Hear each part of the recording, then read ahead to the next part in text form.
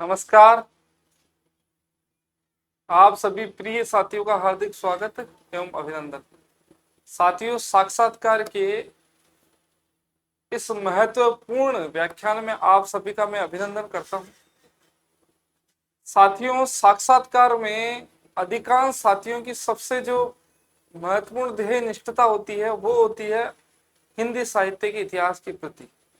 और ये सत्य भी है कि लगभग 80% जो चर्चा है साक्षात्कार के अधिकांश विद्यार्थियों से साहित्य के इतिहास को लेकर की जाती है। तथापि पूर्व की भर्ती में ऐसा देखा गया है कि साक्षात्कार में साहित्य के इतिहास के साथ में भी एक सामान्य सा महत्व रखने वाला विषय है वो व्याकरण। इसके संदर्भ में परिचर्चा चली है और अत्यंत ही सामान्य स्तर के प्रश्न पूछे गए हैं और उन प्रश्नों के अंदर अधिकांश अभ्यर्थियों को समस्याओं का सामना करना पड़ा है। अब यहाँ विषय उभरता है कि हम व्याकरण का अध्ययन कैसे करें साक्षात्कार के दृष्टिकोण से। अब यहाँ पर मैं एक एक बिंदु को अगर पढ़ाता हूं तो उसमें बहुत अधिक समय का निवेश होगा और मुझे ऐसा लगता है कि आप भी उन विषयों में अधिक रुचि नहीं लेंगे। तो इससे ज्यादा श्रेष्ठ होगा कि एक मार्ग, एक सामान्य सी दिशा है व्याकरण और साक्षात्कार को जोड़ती हुई, उस दिशा के बारे में मैं आपको अवगत करा दूं कि आपको किस प्रकार व्याकरण को तैयार करना साक्षात्कार के मद्देनजर।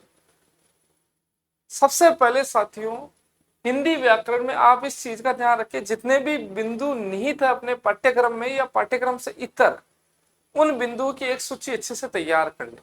एक पाठ्यक्रम का निर्माण आप करें जो साक्षात्कार के लिए महत्वपूर्ण। सामान्य से जो परिचर्चा मैं करता हूं, सबसे पहले जैसे है वर्णमाला, हिंदी वर्णमाला है। उसके उपरांत आता है साथियों विकारी शब्द और अविकारी शब्द, और उसके बाद में विकारी और अविकारी का जितना विभाजन होता है, उसके बाद में चाहे संधि हो, समास हो, उपसर्ग है, प्रत्यय है, जिन सभी क्रियाओं से शब्दों का निर्माण होता है, वो सारी श्रृंखला आप अपने पाठ्यक्रम में निहित करें। अब पाठ्यक्रम में एक उचित पाठ्यक्रम आपने संकलित कर लिए। पाठ्यक्रम के उपरांत आपको क्या पढ़ना है? तो पढ़ने के लिए जैसे आपने पहला बिंदु आपने तैयार किया वर्णमाला। अब वर्णमाला में आपको क्या अध्ययन करना है? सामान्य सी जानकारी कि हिंदी वर्णमाला में कितने स्वर एवं व्यंजन है और भिन्न भिन्न पुस्तकों में भिन्न भिन्न मतों का अंतर आपको इस परिप्रेक्ष्य में मिलेगा। तो सबसे श्रेष्ठ है केंद्रीय हिंदी निदेशालय ने जो स्वरों की संख्या और व्यंजनों की संख्या 33+2 जो व्यंजनों की संख्या है, और इसी प्रकार स्वरों की जो संख्या निर्धारित कर रखी है, उसी को ही सर्व प्रमाणिक आंकड़ा मानते, उसको आप स्मरण करें। वर्णमाला, अब वर्णमाला में क्या याद करना है? कौन सा अक्षर है, कौन सा वर्ण है, वो किस स्थान से उच्चरित होता है, इसकी आपको जानकारी हो। मूर्धन्य में कौन कौन से वर्ण आते हैं, ओष्ठ्य, दंतोष्ठ्य, स्पर्श, स्पर्श संघर्षी, कंठे, तालव्य, ये जितने भी वर्णमाला इसके जो अक्षर है, वर्ण है, वो आपको उसी रूप में याद होने चाहिए। एक प्रश्न ये भी बन जाता है, आप ध्यान रखिए, वर्ण एवं अक्षर में क्या अंतर है? वर्ण है वो लिपि के स्वरूप से संबद्ध है, जबकि अक्षर है वो लिपि के स्वरूप से संबद्ध नहीं है। उच्चारण की प्रयोगशाला के अंदर अक्षर का स्वरूप कार्य करता है और वर्ण का जो स्वरूप है वो अपने लेखन पद्धति के अंदर जो लिखते हैं उससे संबंधित कार्य करता है।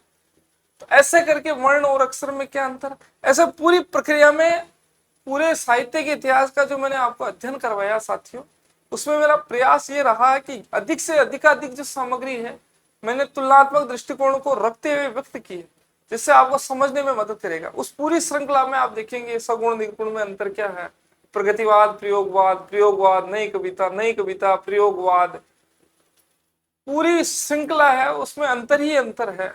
बहुत सारे कवियों को लेकर उनकी काव्य संवेदनाओं में क्या अंतर है, और भविष्य में जितने भी व्याख्यान अपने मेरे द्वारा प्रस्तुत किए जाएंगे, चाहे लिखित रूप में और चाहे मौखिक रूप में, उन सब में इसी प्रकार का सम्मिश्र आपको प्राप्त होगा।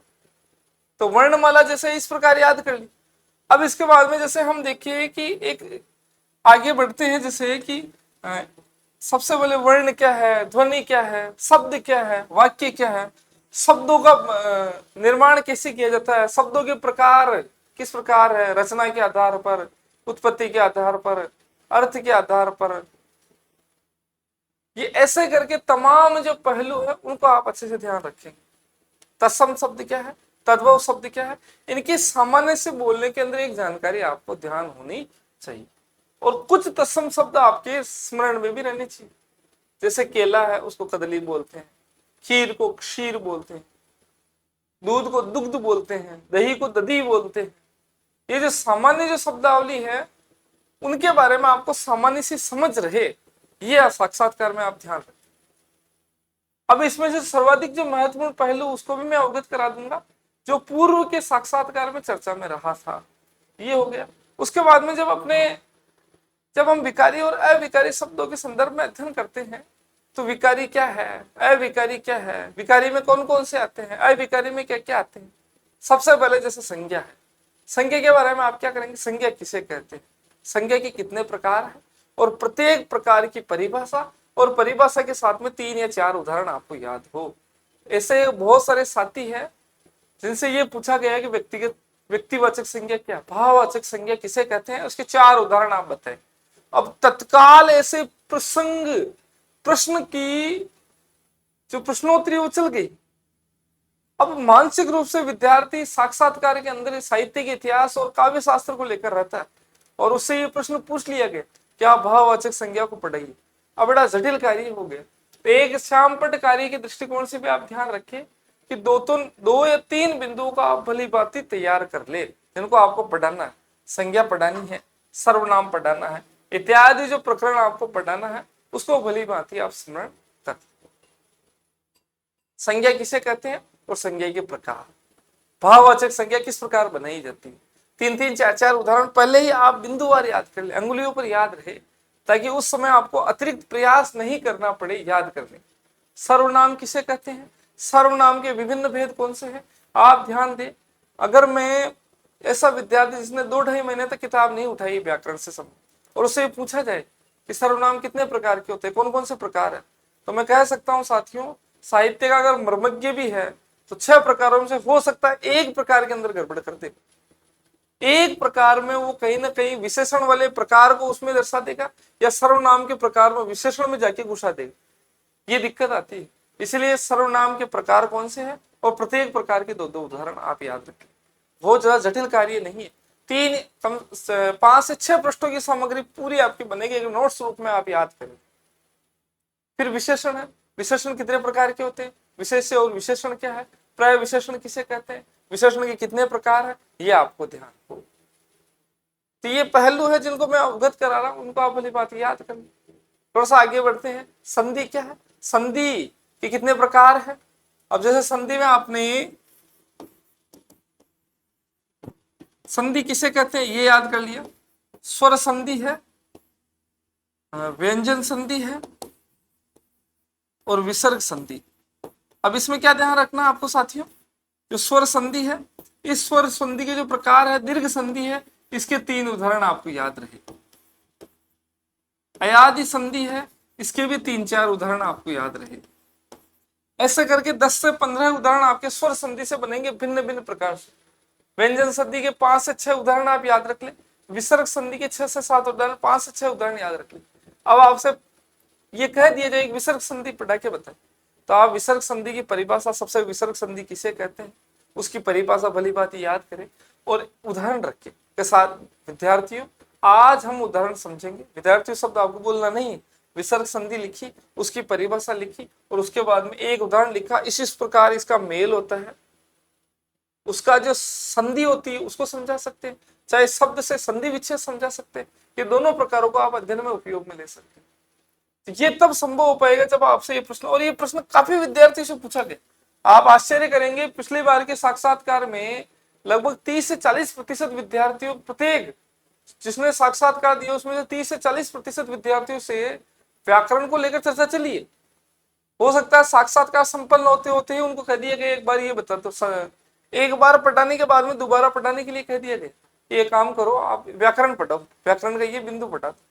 उनसे संज्ञा किसे कहते हैं एक बार ही समझो, तो उनके तो जो आनंद है, उनको पता है कि साहित्य के विद्यार्थी व्याकरण में रुचि नहीं लेते, तो उनको व्याकरण की तरफ उनको घुमाया जाता है कि ये एक सामान्य से विषय को लेकर जो पहलू है, जो आधार पृष्ठभूमि है व्याकरण, उसके बारे में जानकारी कितनी सी रखता है। ये चीजें आप ध्यान रखें।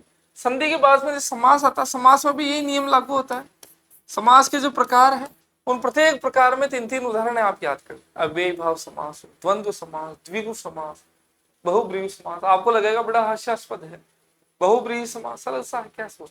तत्पुरुष समास, मैं आपसे तत्काल पूछ तत्पुरुष समास के 5 उदाहरण बताओ। यकायक आपके लिए एक सहज स्थिति में नहीं होगा 5 उदाहरण बता पाना, इसलिए मैं आपसे कहता हूं 5 उदाहरण को रट लो। व्याकरण में समझ, मुझे ज्ञात है समझ का विषय आपका पूर्ण हो चुका होगा, इतने बड़े स्तर तक आते आते समझ पूरी हो चुकी होगी, पर रटने की प्रक्रिया व्याकरण में करो। प्रकार है उनको रटो, उनके उदाहरण है 3-3 4-4, उनको रटो। इससे आपके समझ बनेगी कि क्या क्या बिंदु मुझे पढ़ना है और किस प्रकार अध्ययन करना। तो ये जो संधि और समास के बारे में आपने समझा, जानकारी ली। संधि और समास में क्या अंतर है, क्या साम्यता है, दोनों शब्दों का निर्माण करते हैं, शब्दों का विभेद करने का कार्य भी करते हैं, दोनों ही बहुत सारे नए नए शब्दों की सृजना का कार्य करते हैं। शब्दकोश में दोनों का अपूर्व योगदान है। संधि में वर्णों का योग है, समास में शब्दों का योग। ऐसे करके ये बहुत सारी जो साम्यताएं वे सब में आपसे जगह जगह पूछा जा सकता है। ये हो गया संधि और समास। इसके उपरांत क्रिया विशेषण क्या है, समुच्चय बोधक अव्यय क्या है, संबंध बोधक अव्यय क्या है, ये आपसे पूछा जा सकता है। क्रिया किसे कहते हैं, क्रिया के भिन्न भिन्न प्रकार, सकर्मक क्रिया का उदाहरण बताओ, याद होना चाहिए 2 उदाहरण। अकर्मक क्रिया है उसका उदाहरण बताइए। नाम धातु क्रिया क्या है, सहायक क्रिया क्या है, पूर्वकालिक क्रिया क्या है, संयुक्त क्रिया क्या है, ये सारे उदाहरण आपको एक एक 2-2 उदाहरण आप अच्छे से याद कर। आप प्रयास करेंगे अगर एक लिखने बैठे, और सबसे अच्छा तरीका है व्याकरण को तैयार करने के लिए जो कक्षा 9 से 12वीं तक की जो पुस्तक संचालित, बहुत सरल सी पुस्तक है, उस पुस्तक का आप अध्ययन करेंगे तो आपको प्रतीत होगा, जब आप उस पुस्तक का अध्ययन करेंगे साथी, तो उसके अंदर बहुत संक्षिप्त सामग्री है। आप 3 से 4 घंटे के अंदर पूरी पुस्तक पढ़ सकते हैं। उनमें थोड़े थोड़े से उदाहरण है, उसमें से 3-3 उदाहरण अलग से छांट के रख लो। और आपको लगता है कि अलग से ही छटनी करनी है, चीजों को याद करने के लिए अलग निकालना पड़ता है, तो अलग करने के लिए आप एक कागज, 2-4 कागज के अंदर, पृष्ठ के अंदर नोट्स रूप में आप नोट्स बना ले। स्वर संधि इसके 3 उदाहरण, व्यंजन संधि इसके 3 उदाहरण, ऐसे करके एक अलग से एक प्रक्रिया कर सकते, उससे चीजें सहज तरीके से याद हो जाएगी। अब मैं इस विषय को आपको उपलब्ध करा सकता हूँ कि स्वर संधि, मेरे को कोई ज्यादा दिक्कत नहीं है, पर समस्या ये है, हो सकता है आप दीर्घ संधि देखें, आपको ऐसा उदाहरण पसंद आए जो मैंने दिया वो आपको पसंद नहीं है, तो इसीलिए 3-3 उदाहरण अपने मन से, आप 10 उदाहरण पर दृष्टि जाएगी, उसमें से 3 से 4 उदाहरण आपको पसंद आए, उनको अलग से लिख ले, याद कर ले, रट ले। तो ये चीज हो गई विद्यार्थी संधि और समास के बीच में। क्रिया क्या है, क्रिया विशेषण क्या है, समुच्चय बोधक, इनको आप अच्छे से याद करें। अब सबसे बड़ी एक समस्या होती है शब्द, शब्द शुद्धि, इसको लेकर बहुत सारे प्रश्न चल रहे हैं, तो आप प्रयास करें, शुद्धिकरण पर आप ध्यान दें। जितने भी शब्द हैं उनको बोर्ड पर बहुत सारे लिखवाए गए, मैथिली शरण लिखिए, राहुल सांकृत्यायन लिखिए, सुमित्रानंदन पंत लिखिए, बहुत सारे प्रश्न है वो सामान्य सामान्य से लिखवाए गए। तो ऐसे प्रश्न आपसे पूछे जा सकता है, याज्ञवल्क्य लिखिए, महात्म्य लिखिए, तादात्म्य में लिखिए, जो कठिन कठिन शब्दावली है उज्ज्वल लिखिए। तो ये प्रश्न है, शुद्धि से संबंधित 5 से 7 शब्द वो बोलेंगे और आपको लिखना पड़ेगा। तो ये लिखने की प्रक्रिया थोड़ी सी असहज हो जाती है, इसलिए शब्द शुद्धि पर विशेष रूप से आप ध्यान दें कि आप जब शब्दों को 5-5, 10 शब्दों को आप जो सामान्य व्यवहार में आते हैं शब्द, उन शब्दों को अच्छे से देख लें, कैसे कैसे किस किस शब्द को लिखा जाता है, ये प्रक्रिया आप अच्छे से देख लें। तो साथ ही ये व्याकरण के संबंध में एक सामान्य सी परिचर्चा है, इस पर चर्चा चल सकती है और इस पर चर्चा चली है। वाक्य किसे कहते हैं, वाक्य के भेद कौन से, संयुक्त वाक्य, मिश्र वाक्य, सरल वाक्य, इनको लेकर रचना के आधार पर अलग वाक्य का प्रकार है, अर्थ के आधार पर अलग वाक्य का प्रकार है। साथ ही 8 प्रकार है, 8-9 प्रकार जो भी है, 8 प्रकार अच्छे से याद हो, आप एक भी आप प्रकार को विस्मृत नहीं करें। तो इस चीज का आप ध्यान रखिए साथियों। जहां पर आपको लगता है कि विवाद का विषय है कि मैं संधि के कितने प्रकार क्या बताऊं, तो आप जिस लेखक या जिस रचनाकार है, जैसे कामता प्रसाद गुरु का संदर्भ देखिए, आप उसके प्रकार को बता सकते हो, तब कोई दिक्कत नहीं है, व्यवहारिक दृष्टिकोण से चल जाएगा वहां। ये चीजें आप मैंने बताई साथियों। इसके अलावा कुछ जहां तक मेरा दृष्टिकोण मुहावरे और लोकोक्ति को लेकर ऐसे कोई प्रश्नों पर चर्चा नहीं चली, फिर भी आप एक बार देख ले, लोकोक्ति मुहावरे इन पर चर्चा अधिक नहीं चली है। शब्द युग्म है, इन पर भी चर्चा नहीं चली है। अनेक शब्दों के लिए एक शब्द है, इन पर भी चर्चा बहुत ज्यादा नहीं चली है। और पारिभाषिक शब्दावली, इस पर भी चर्चा नहीं चली। ये जो बिंदु, जो रचनात्मक कोश, जैसे संधि, समास है, वर्णमाला है, विकारी अविकारी शब्द है, इन पर अधिकाधिक चर्चा चली है। तो इन पर आप अधिक दृष्टि अपनी रख सकते हैं और तैयारी कर सकते हैं। आशा करता हूँ साथियों, ये जो आज का जो एक सामान्य, जो बहुत लघु समय में एक जो वीडियो बनाया गया है, और ये देने के पीछे उद्देश्य भी है कि आप जैसे बीच बीच के अंदर जो छोटे छोटे बिंदु, उनको तैयार करते रहे। व्याकरण तैयार कर ली, फिर भारतीय काव्य शास्त्र तैयार कर लिया, इनमें बहुत ज्यादा गहराई के प्रश्न नहीं पूछे जाते, सतही प्रश्नों की आवृत्ति इनमें रहती है। इनको आप बीच बीच में तैयार करते रहे, क्योंकि आपका अच्छा खासा समय है वो साहित्य के इतिहास पर लगने वाला है। तो उस पर बड़ा समय देने के साथ में लघु रूप में आप व्याकरण कौशल के अंदर भी रचना कर्म है व्याकरण का, इस पर आप ध्यान केंद्रित कर सकते हैं। इसके अलावा जो पत्र, जो रचनात्मक है, रचना से संबंधित विषय, जिसमें पत्र लेखन कैसे किया जाता है, उस पर आप देख सकते हैं। आपसे पूछ लिया जाए, बदकिस्मती से चर्चा चल जाए तो आपको पढ़ना पड़ेगा। यद्यपि चर्चा न के बराबर चलेगी, घूम फिर के उनका दिमाग है विशेषज्ञ का इन पर ही काम करता है, पत्र लेखन पर इन पर दिमाग नहीं जाता। इतने बड़े स्तर पर वो जब पदासीन हो जाते हैं तो उनकी दृष्टि इन पर व्यंजन, ये संधिया, समास, संज्ञा, सर्वनाम यहाँ पर अधिक जाती है। तो पत्र वगैरह का आप देख सकते हैं, पत्र कौन से कहाँ लिखे जाते हैं, औपचारिक पत्र, अनौपचारिक पत्र, उनको देख सकते हैं। कार्यालय टिप्पणी, परिपत्र क्या है, इनकी छोटी छोटी परिभाषाएं आप याद कर सकते हैं। स्कूल व्याख्याता के पाठ्यक्रम में लगे हुए हैं, उनको आप देख लें एक बार। अधिसूचना क्या है, परिपत्र क्या है, विज्ञप्ति क्या है, विज्ञापन क्या है, ये कैसे लिखा जाता है, अनुस्मारक क्या है, ये जो छोटी छोटी जो चीजें हैं, उनको एक एक बार परिभाषा आप मेरे हिसाब से याद कर ले तो ज्यादा श्रेष्ठ रहेगा, ताकि दिक्कत नहीं आए। तो ये जो घूम फिर के जो विषय मैंने अवगत करे हैं, इनको आप अच्छे से देख लें। इनको कैसे कैसे याद करना वो भी बता दिया। बहुत गहराई वाली जानकारी याद नहीं करनी। जैसे हम वस्तुनिष्ठ परीक्षा की तैयारी करते हैं, उस समय अपन एक एक बिंदुओं पर अंदर तक घुसते हैं। संधि के अंदर ये उदाहरण, जितने उदाहरण पढ़ो उतने ही कम। पर यहाँ पर आपको स्वतंत्रता है, आपको अपने पसंद की स्वतंत्रता है। आप कुछ कुछ पर आप सामान्य से जानकारी रखिए। कहीं हो सकता है आपकी संधि का एक प्रकार दे दे और आपसे उसका संधि विच्छेद करवाने के लिए कहा जाए, पर वो बहुत सामान्य सा उदाहरण रहेगा, क्योंकि उतना याद उनके लिए भी रखना थोड़ा इतना सामान्य सा नहीं रहता है। तो बहुत सामान्य स्तर की आप तैयारी व्याकरण की करें, अच्छे से याद कर लें, इसमें लापरवाही नहीं करें। क्योंकि व्याकरण में अगर आपने किसी उत्तर को प्रदान नहीं किया तो आप स्वयं भी संतुष्ट नहीं हो पाएंगे कि मैंने ये गलती कर दी, और बड़े सामान्य स्तर के प्रश्न है उनका उत्तर नहीं दे पाए। और कहीं ना कहीं विशेषज्ञ के मन के अंदर भी एक प्रश्न चिन्ह रहेगा, इसको जानकारी नहीं है और विषय बड़ा सामान्य है, तो ये एक हानिप्रद स्थिति को जन्म दे सकता है। तो इसने बचने के लिए आप ज्यादा श्रेष्ठ रहेगा व्याकरण के सामान्य से पहलुओं को अच्छे से धीर गंभीरता से सज्ज कर लें। आप सभी को शुभकामनाएं। धन्यवाद, नमस्कार।